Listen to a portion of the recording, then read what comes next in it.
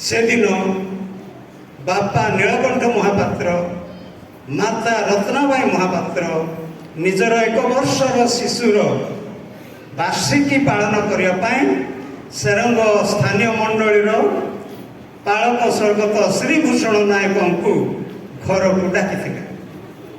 श्रीभूषण नायक महाशय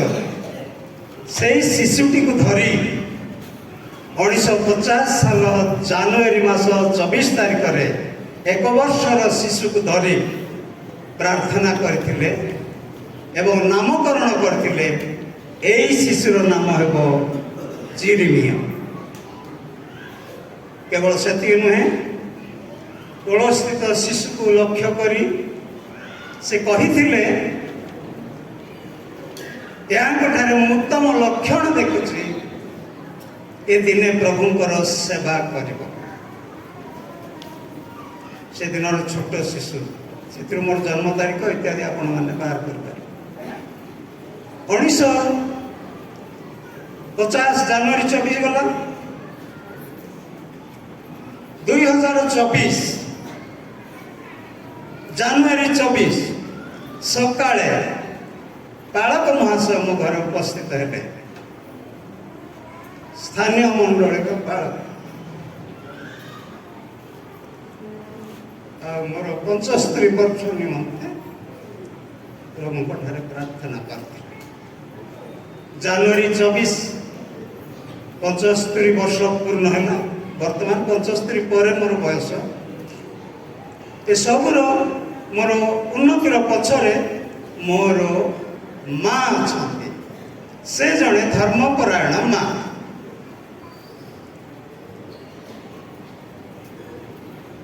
जितेबाला मु हाईस्कूल में पढ़ुली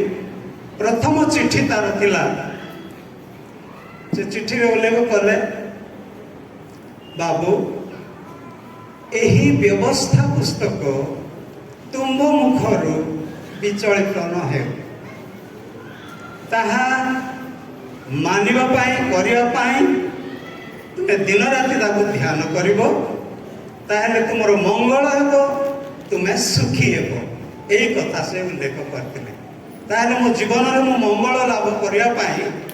वाक्य ध्यान करने को हम आ से अनुसार मो वाक्य बाल्यकाल छोट पिला बेले मो वाक्य प्रति मनोयोगी थी। कारण सकाळे बाइबल न पढ़िले मते जलखिया दिया जाऊ नथिला। सकाळु छोट बेले बाइबल न पढ़िले जलखिया दिया जाऊ नथिला। बाइबल पढ़ी कौन पढ़ी ताकू भी कहबार अच्छे मोर बापा माँ कहले मत जलखिया ना से दिन जलखिया तथापि के कौन करनी जमी डरी मरी पढ़ा बाध्य ना। हाईस्कूल में पढ़ुवा समय नवम श्रेणी पढ़ा समय कॉलेज रेफरेंस बाइबल किणी छात्रावास रहा गोटे बड़ सुजोग आध्यात्मिक भाव में पढ़ापी से समय आम पाठ करूँ एवं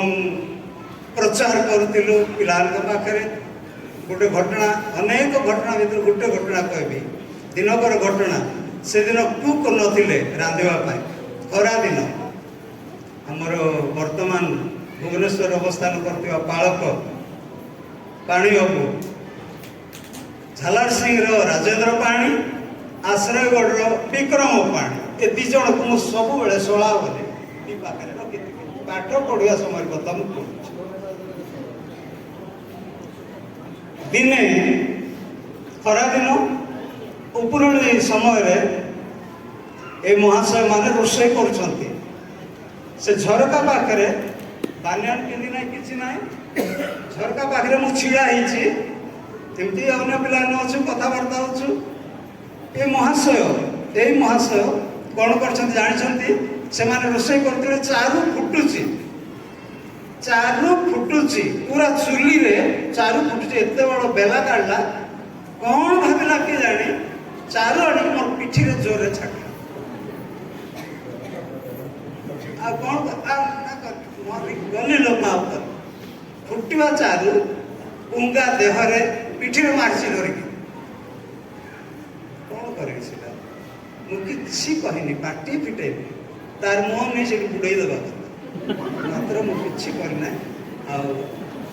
छोट बेलू ही प्रभु मत सहिष्णुतार गुण देते से अनुसार बढ़ी 1968 साल मो एक स्मरणीय वर्ष 1968 साल मोर एकादश श्रेणी मु उत्तीर्ण कली से वर्ष डिसेम्बर मसरे मोर बाप्तिस्म है बाप्तिस्म पर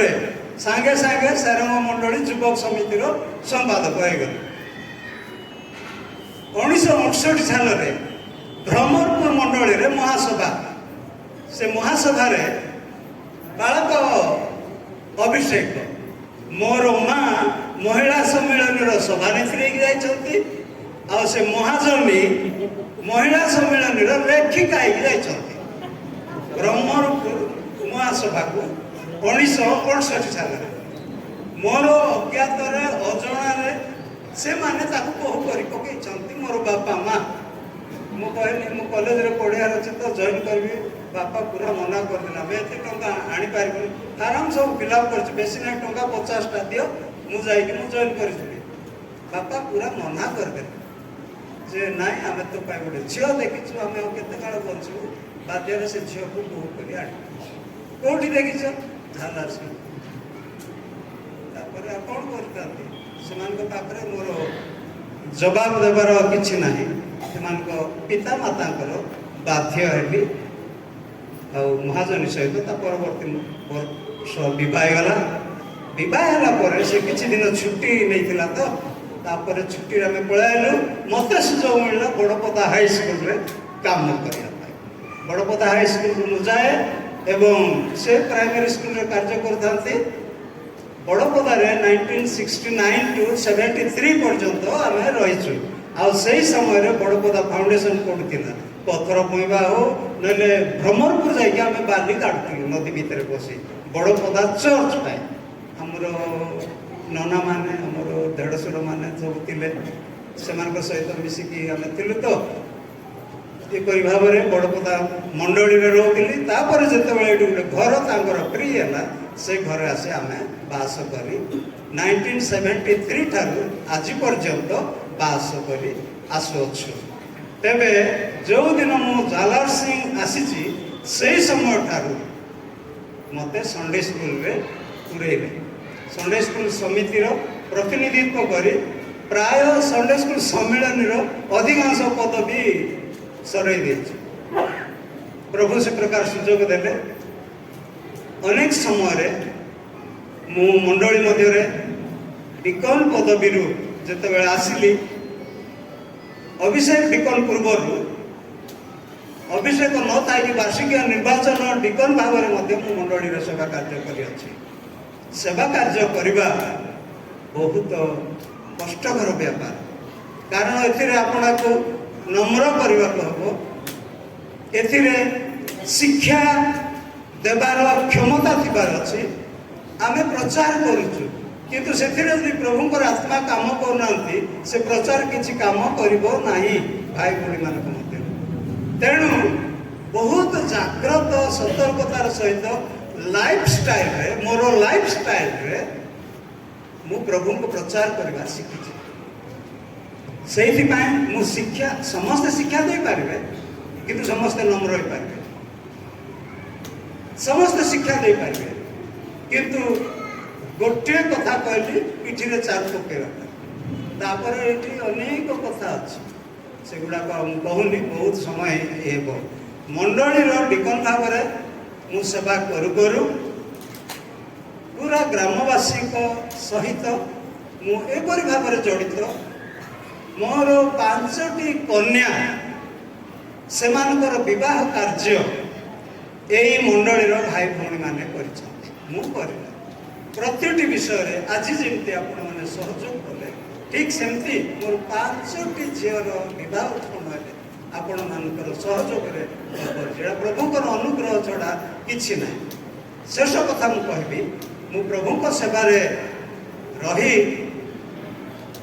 कार्य करने चेष्टा किंतु पारि नाही जेहेतु ईश्वर द्वारा भंडार घरियार पद गोटे सेवकर पद मु पाइली पाउन कहले मु ताको समाप्त करछि किंतु मु कहूँ मुझे करिपारिना आपण भितर मु गोटे सेवक भाव में रही किंतु सेवार कार्य मुझी करिपारिना प्रभु से विषय जानते प्रभु मत क्षमा करेंगे तेरे मंडली को आगामी पीढ़ी को मुझे कहबी आम मंडली को आपण मान मध्य प्रभु परायण जीवन बजाय परस्पर मिलन प्रेम एकतार मंडली बास कर ताहले आमर ये मंडली सती कन्या ना ईश्वर निकट में उपस्थित हेब मोर सेवा कार्य अनेक त्रुटि थाई पारे मु आपण मान निकट में क्षमा प्रार्थी समस्त को क्षमा भिक्षा करुच्छी या छड़ा सम्मेलन अनेक कमिटर दायित्व रही आज्ञा मान सहित मिसी कार्य करी आपण मान निकट जदि कौन त्रुटि कर दया क्षमा करते थैंक यू।